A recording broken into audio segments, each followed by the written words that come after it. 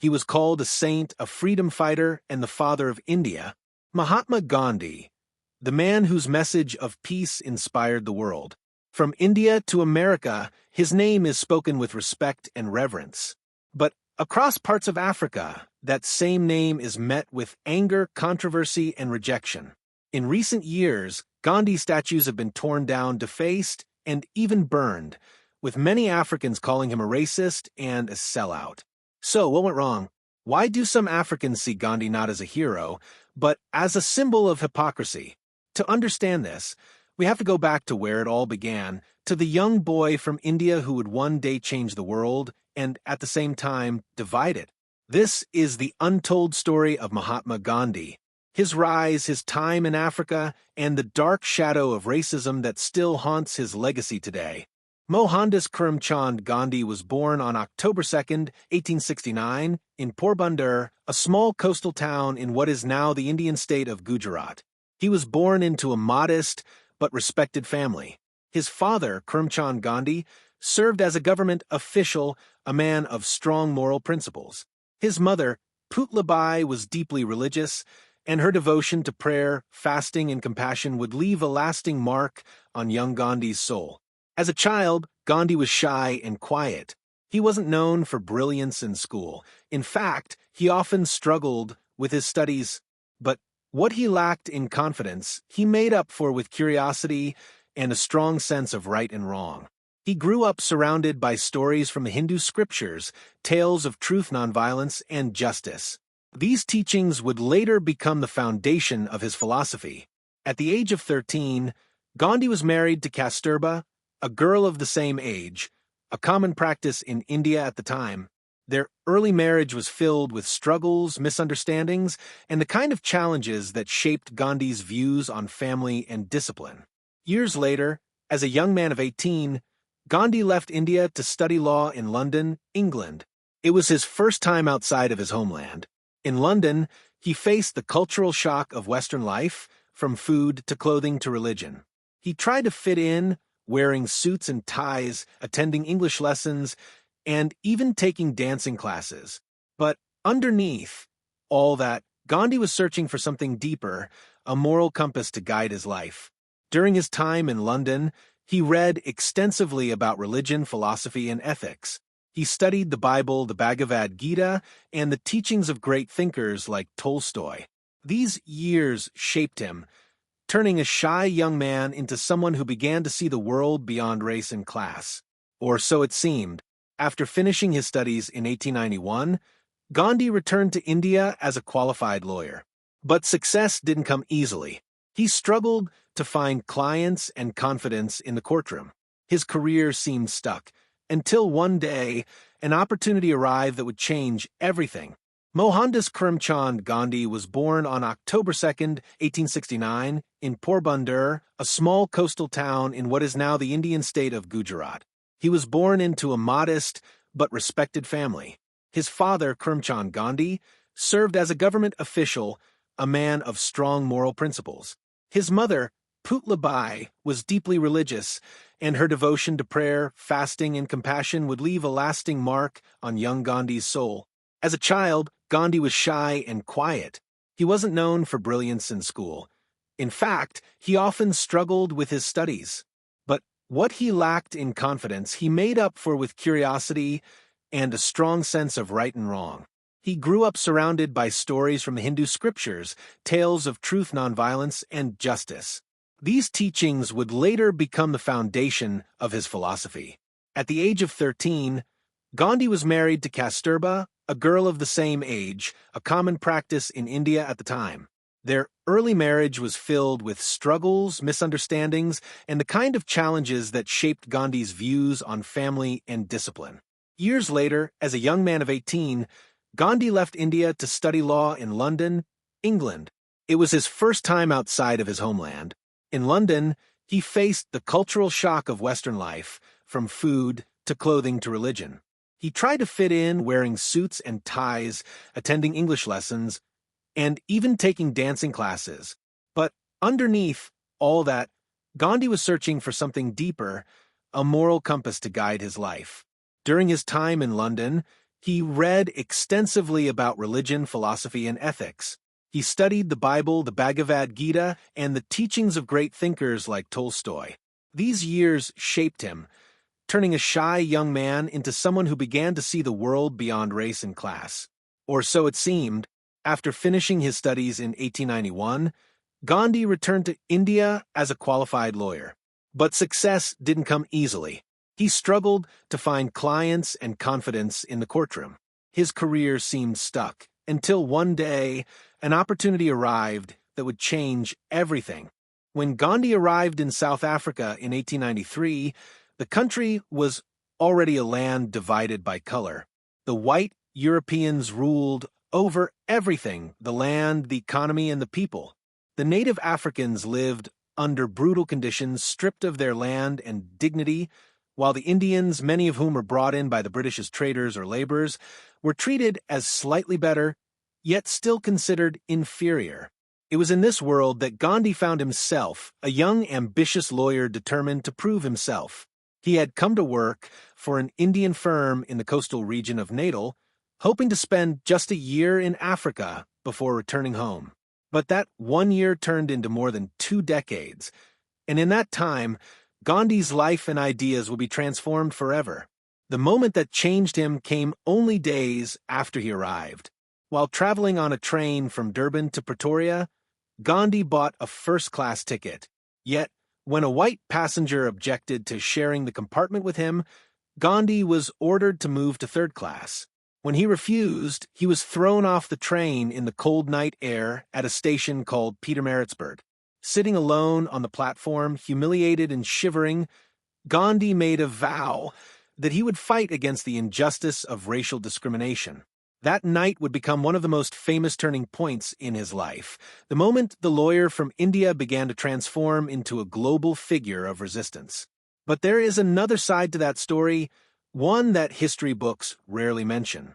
Because while Gandhi fought against racial injustice, the struggle he led was not for all people, it was largely for Indians only. And that distinction would become the source of great pain and anger across Africa decades later. In the years that followed, Gandhi began to organize the Indian community, forming the Natal Indian Congress to defend their rights under the British system. He protested against laws that restricted Indian movement, property ownership, and trade. He became the voice of his people, fearless, disciplined, and determined. But when you look closely at his writings and speeches from those years, a troubling truth begins to emerge. In his letters to colonial authorities, Gandhi often complained that Indians were being classed with the natives of Africa. To him, that was an insult. He described Africans using harsh, demeaning language, calling them raw Kaffirs, a deeply racist term even then. He argued that Indians were more civilized, more educated, and more deserving of fair treatment than the Africans who, he wrote, live like animals. He opposed the idea of Indians sharing prison cells with Africans, writing to officials that such an arrangement was unacceptable because Indians were of a higher race. These were not isolated remarks. They reflected his consistent view throughout much of his time in South Africa. Gandhi saw Indians and Africans as unequal. He fought for the rights of Indians, but not for the rights of Africans. And when the Africans themselves rose up against colonial oppression, Gandhi did not stand beside them. In 1906, during the Bambatha Rebellion, when Zulu warriors revolted against British taxation and exploitation, Gandhi supported the British Empire.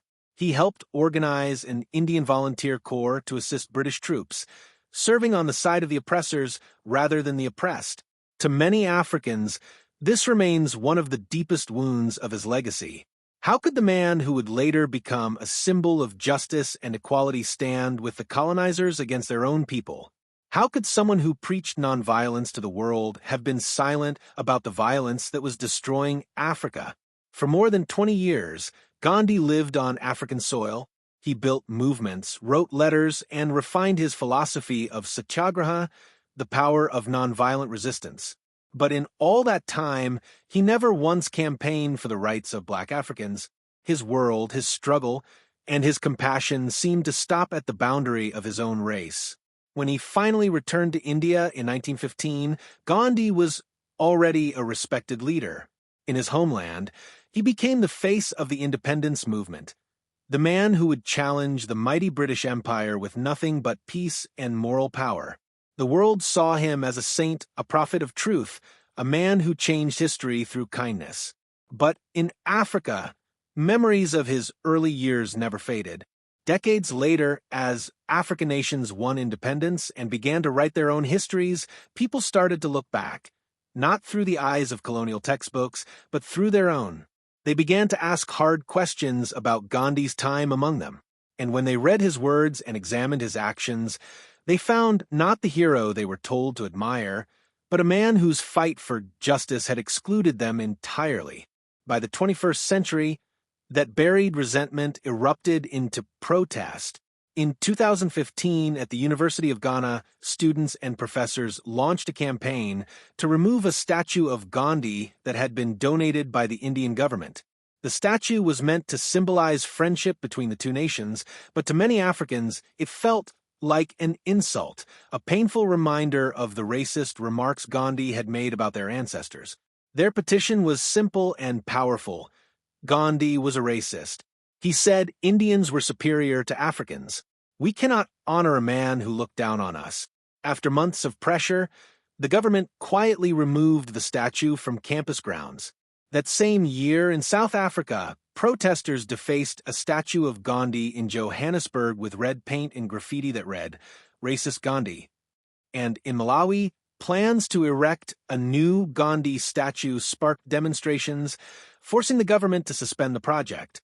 Across the continent, voices were rising, voices demanding that Africa should no longer celebrate men who disrespected its people. These acts were not just about stone and bronze, they were about reclaiming history, a history written by colonizers and outsiders where African voices had been silenced for centuries. For many, removing Gandhi statues was not an attempt to erase history, but to tell it more honestly.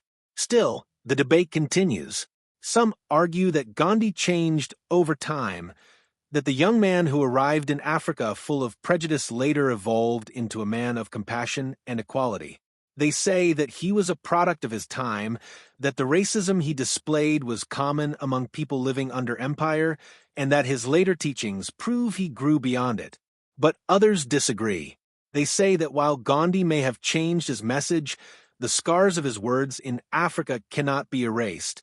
The fact remains that he lived among Africans for 2 decades, yet never fought for their liberation. His silence, and at times his support for their oppressors, cannot be excused by time. Today, Gandhi's image stands divided, saint to some, hypocrite to others. His story, once told only through the lens of colonial admiration, is now being re-examined by the very people whose humanity he once questioned. Africans are no longer accepting the version of history they were handed. They are telling their own. And in that story, Gandhi is not just a hero. He is also a man who failed them. In the end, perhaps this is not about destroying Gandhi's legacy, but about completing it, about adding the missing truth that history tried to hide. Because a true legacy is not built on silence or denial, but on honesty. As Africa brings down Gandhi statues, it is not erasing history. It is reclaiming it. It is saying that the heroes we honor must reflect the values we stand for today: equality, justice, and dignity for all. And maybe in facing this uncomfortable truth, the world can finally see that even those we call great were still human, capable of greatness, but also capable of great flaws. History is not always what we were taught. It is not always clean or simple or heroic. Sometimes it is a mirror, showing us the contradictions of those we once called great. Mahatma Gandhi will always be remembered as a man who led millions toward freedom. His philosophy of nonviolence reshaped the world. But in Africa, his story reminds us that even the brightest lights can cast shadows. For Africans, bringing down Gandhi statues is not about hate. It is about truth. It is about reclaiming their voice in a history that too often spoke for them, but never to them. Perhaps the lesson in all this is not to destroy our heroes, but to see them as they really were: human, complex, flawed. Because when we tell history honestly, we don't weaken it, we make it stronger. And maybe, just maybe, the real greatness lies not in pretending that our heroes were perfect, but in having the courage to face the parts of their story that were not. If this story opened your eyes, don't forget to subscribe and join me next time as we uncover more untold truths of history, stories that challenge what we think we know, and remind us that the past still lives within us all.